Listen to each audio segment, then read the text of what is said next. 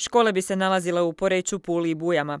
Uz novu pulsku bolnicu one su među prioritetnim projektima, a u tijeku je drugi dio natječaja, kaže Damjanić. Riječ je o javno-privatnom partnerstvu, a projektu koje grade s IDS-om. Istra mora biti na čelu kolone gospodarskog razvoja Hrvatske. Ono što svi ostali kolege iz Hrvatske kažu da se u Istri dobro živi, da u Istri se može gospodarski razvijati, to je ono što će HNS Istre zagovarati, ne samo u Istri, nego i van Istre.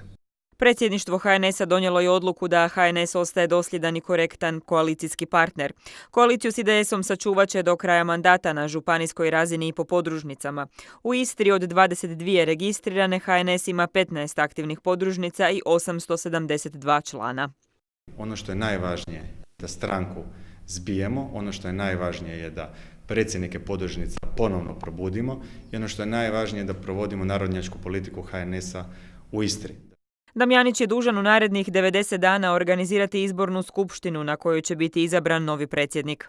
Ono što ja danas zagovaram i ono što je danas najvažnije u HNS-u Istarske županije, u izbornom procesu je da konsolidiramo stranku.